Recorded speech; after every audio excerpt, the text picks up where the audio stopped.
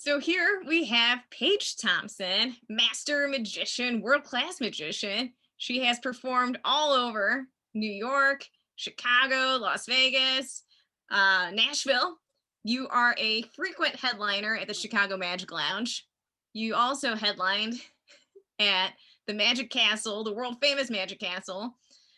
And I don't know, I feel like your credits, your resume is a list long that would take about 20 minutes to get through. So before we get into that, before you show us a awesome magic trick, what was your favorite book growing up? Actually, growing up, unfortunately, I was not given any books. When I started magic, like my grandma bought me a magic kit, and it was called Hocus Pocus 72 Tricks. And so that was, I guess, a magic book. It was literally 72 different magic tricks, and this kit was awesome. It had this sparkly cover, and it had a fancy wooden magic wand. It wasn't plastic, which was pretty legit. And it did have the plastic cups and balls and all that. But the little book had actually 72 tricks, and I literally read it from front to back over and over and over. I mean, in the beginning, I was so confused. I had no idea how I was ever going to learn these tricks. They sounded impossible. So it took me a few years to learn a lot of it. But yeah, that was my first book. And then I would just record on the good old VHS magic specials and watch the magicians do the tricks over and over till I could figure it out. And that was, yeah. That makes me happy that you said VHS. I'm old. I'm an old lady. Well, by any chance, do you have any of your favorite magic books with you right now? I do. Well, that's what this quarantine has been amazing for, is I raid my boyfriend's library of magic books. And actually, the first one he recommended to me when we started dating, he said, hey, you need more card tricks. So anything John Bannon, like I fell in love with reading his work because it doesn't feel intimidating. And I love how he writes. And I feel like his material is not like knuckle busting, you're not terrified to learn these tricks. So do you read John Bannon stuff? You know what? I have not read any of his books, but I do have a DVD set of his that is great. Very enjoyable. So I need to check that out. His books are legit. The first one I read was Mentalissimo. I think that's how you say it. But this one, I'm going to show you a little quick trick from this book that I really like today called High Caliber. And then another book that I've been obsessed with, I think I've learned every trick in here now, is What's Up, Deck, Aldo Colombini. I love, love, love, love his magic tricks. They are so good. He also, his writing isn't confusing either. That's a problem I have with a lot of magic, is that I have to read things over and over and over again. I don't know, my brain, I don't think I'm stupid, but I mean, it's just for me to pick up the slights and picturing what it's going to look like. It takes me a while, but both of their writing styles I can really understand very easily, so I appreciate that. So yeah, Aldo Colombini and John Bannon stuff is legit. Very cool. Thanks for sharing that. Yeah. All right, well, I'm excited. I'm going to mute myself so I'm not making a whole bunch of holy cow noises while you perform. So okay. all stage is yours, Paige. Awesome. Thank you, Amanda.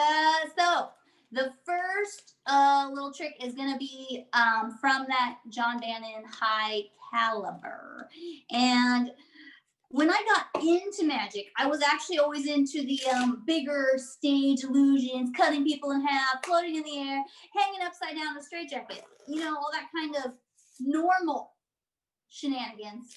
But, well, I'm not exactly getting any younger, so maybe the whole hanging upside down in a straitjacket thing, not the smartest of ideas. So, I have card tricks. Yay! Now, I did get really used to having the lovely assistant, right? When I did the bigger stage illusion. So I've kind of worked the lovely ladies into my card tricks. So I shuffle, I cut, it doesn't matter. They listen to me very well. When I find my lovely ladies, give a little snap. There's a queen. There's a queen. Another little snap. And oh my God, queen, queen. Wow. The lovely ladies. We got all 4 of these lovely ladies. Now, here we go. These queens I have trained to do some amazing things. And they get a little feisty if I don't formally introduce you. So this is Dee Dee Diamond. Now watch as Dee Dee is buried in the deck of death. Oh my God, terrifying. She's gone. Don't worry, we have more to go. Dee Dee Diamond gone. Next we have Harriet Hart. Now, I know I can't hear anybody, but you're going to play along and say, bye, Harriet, bye, bye, bye, bye, bye, bye. She's gone. Oh my God, gone. 2 queens lost in the deck of death. Now, we have a slight problem because Sylvia Spade, she's afraid of the dark, so I don't make her do this one. The last lovely lady to be lost in the deck of death is Claudette Clubb. Oh my God, Sylvia must save them from being buried alive. Right into my hand. Oh yes, the 4 lovely ladies, and I promise you, they're not all queens, okay? No cheating. So yes, that is a little trick that I love and do quite often.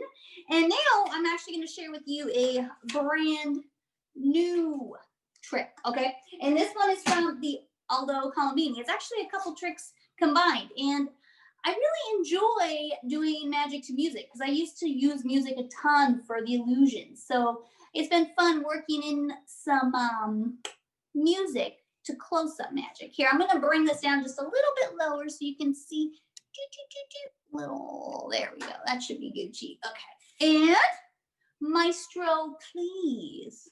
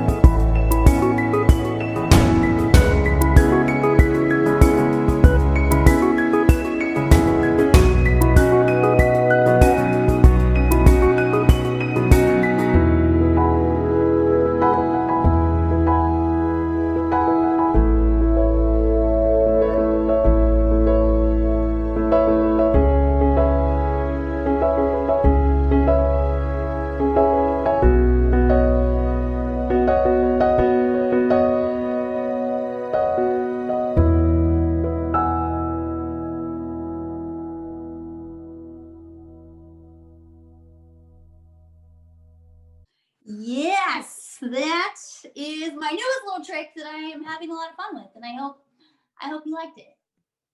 I did, and this is evidence of why you are one of the best magicians I know. Thank you Ah, very much.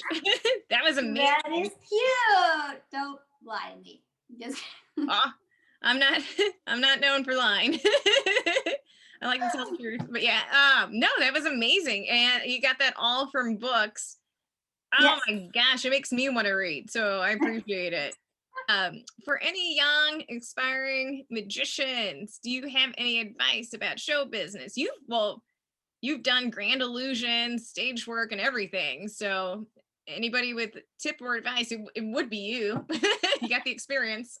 Uh, I feel like the best advice is don't give up. Like there was so many times where I just felt so discouraged and like I didn't know where I was going next, you know? So it it gets very frustrating. And then you get a real job where you're making, good money and then you're like, but do I love this? No. So if it's magic is something or any sort of performance, it is something you truly want to do, just keep going. And yes, there is tough, annoying times, but if it's something you want to do, you got to keep going, even as scary as it gets. And trust me, right now I'm sure everybody is scared in doing any sort of performance because we're all in our homes. So yes, having the opportunities to still do magic right now is amazing, because I was terrified when this all started, like, how are we going to continue? So any little ones you feel discouraged, don't stop.